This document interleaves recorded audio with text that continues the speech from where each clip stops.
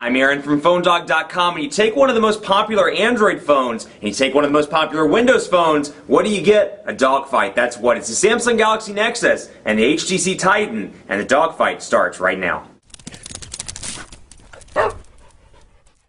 If you're coming into this video and you're obviously trying to figure out which one's going to be the best for you, well, it depends on what's more important to you, because I'll argue that Android definitely has more going for it in terms of things that it can do. You know, greater app store, at least in terms of applications, a bigger app store. It has more functionality overall. Where I think Windows Phone wins is in terms of form. So if you're somebody that's maybe coming from iOS and you're just sick and tired of the iPhone, but you're looking for a replacement that's just as fluid, I would say, take a look at something like the HTC Titan. If you're looking for something that, does more and you want to root and hack and play around with the device, I'd say consider the Galaxy Nexus. I mean, this is a far more fluid performance over here. I experience lag on every Android device, including the Galaxy Nexus. So if, lag frustrates you, if you don't like waiting for your program's hanging up or anything like that, take a look at the HTC Titan. It's kind of an overall blanket statement there. But if you want something that's a little bit more powerful in the processing department, and can do more overall in terms of hacking, rooting, modding, more applications in the market, take a look at the Galaxy Nexus. But before I get into part two, some love to Best Buy Mobile. When you go into Best Buy Mobile, you'll walk out working with either of these devices.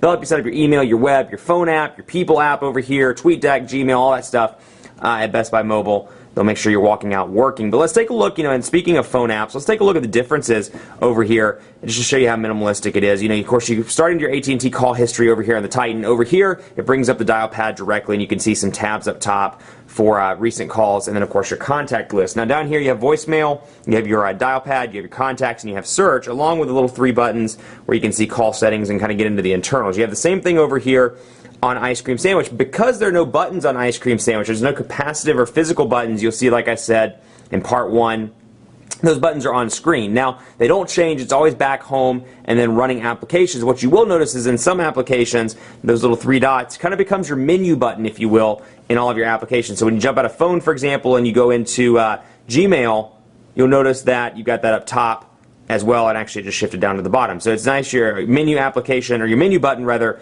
is over there instead of being down here or being a physical button or a capacitive button. It varies depending on the application that you're running. Hopefully that'll be standardized as Ice Cream Sandwich takes off. Back to the phone application, you can see here dial pad, and we can dial 611 on both of these devices just to show you what the screen looks like, and you just really see a minimalistic approach over here as opposed to this. You'll notice that the buttons go away and are replaced by dots, which I easily can still access, and then come back down to the current call. Over here you have all your shortcuts and of course your dial pad, and just to give you an idea, that's what they both look like. Now into contacts, and I like the way they've organized contacts in Windows Phone, and then you can see over here, we'll go into People, we'll jump over, and you can see some changes, particularly if you're coming from an older version of Android. You're coming from 2.2 or 2.3 and you're migrating up. Some big changes here, and you see your favorite contacts. You can see as well your Google contacts in the way that they're organized by coworkers, family, friends, any other groups like that. But over here you can see recent tweets, you can see what's new, and then you can see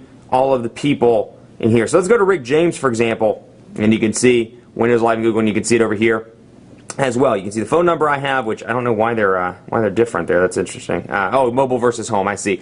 And then you can see if I had a picture, it would show up right there, just like I do for Phone Dog Aaron. You can see it shows up right there, and then I can favorite that contact. I can access some additional settings, and I have the mobile number, and I can either call or text message. Then over here I have a work address for him, a website, a company, a job title, and then the notes. He is the man, apparently. So history as well. I can bring up, any recent emails or recent phone calls or recent text messages that I've sent to Rick James.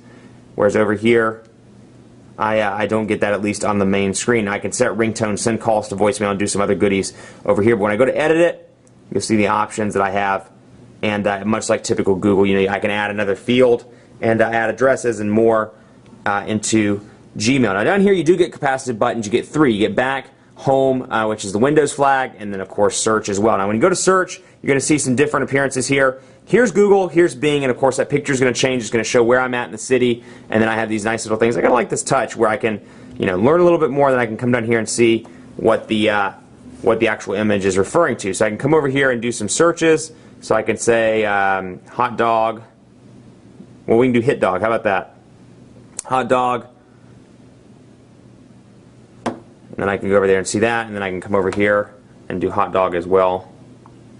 in Bing, just to give you an idea as to the way the search works. Now, of course, it brings up local over here. I can switch over to images. I can switch to web, just like you can over here, images, places, and news. But I do like the fact that it brings up local out of the gate because it shows me if I really want a hot dog, I can go to any of these different hot dog places in various parts of the cities around Charlotte or the city limits, and get my hot dog if I were so inclined. So to show you mail as well, one thing I like about Mango that's changed, you can unify the inbox. So if you have 2 or 3 inboxes, you have your business, your personal, and something else, and you want to integrate those all together, well, you can do it in one easy mail application over here on the Titan. So when I click plus, it's going to show me all the accounts I have. I can click one to start a new message. But I like how, again, how fluid it is, how quickly it performs, and just how minimalistic it is in terms of look and feel. I can scroll over and see the text at the top, all on red, flagged, urgent, and more.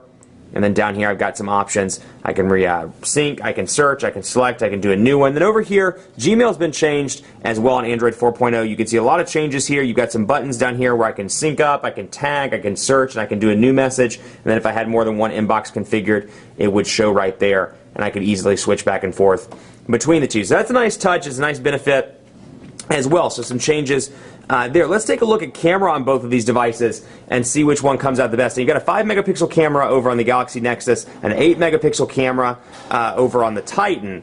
But this one has 720p HD video recording, whereas this has 1080p HD video recording on the Galaxy Nexus. Let's take a look at this. 5 megapixel camera over here, and one thing I'll give the Galaxy Nexus credit for is the shutter speed is very fast. Now that said, if you're not in perfect light, you will experience some challenges in terms of trying to get it to take a decent picture. Now we'll bring over, let's see,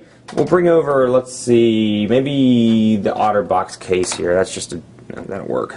It's really not the best, but we'll see. We'll get to focus in on the text here, and then we'll take a picture. You can see how quickly the shutter speed works.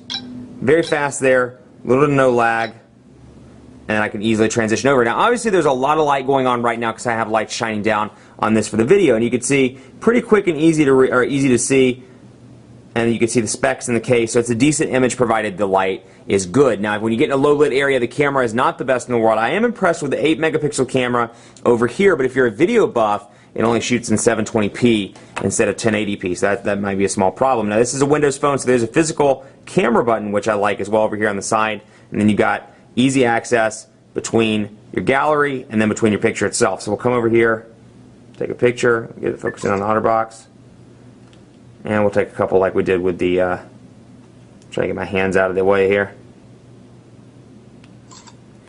That was a terrible picture because that was me out of focus, but you can see here again, nice clean picture over on the Titan as well, and overall impressed with the camera. But 720p here, 1080p on the Galaxy Nexus. So if video is your thing, be sure to check out the Galaxy Nexus. Whereas if pictures are your thing and you want an overall better image quality, I'd give it to the HTC Titan. Let's do a quick speed test on both of these using bandwidth over on Windows Phone, and then of course speed test over on the Android side. And we'll take a look. HSPA Plus over here, Verizon's 4G LTE on the Galaxy Nexus, and there is a little bit of a signal strength issue, if you will, on the Galaxy Nexus. Right now it's showing, obviously there's a cell site right across from my office building, but it's showing 4G and full bars of service. Now, when you get in an area, it actually shows based on the LTE network and not on the CDMA network, which is what you use for voice calls. So right now, it's showing a signal strength indication based on data, if you will, and not on voice. So that's fine right now because I'm in a perfect area or a near perfect area for Verizon service. When you're in an area where it's not so great, you may see 2 or 3 bars on your HTC Resound or your Motorola Droid Razr, whereas you see 0 bars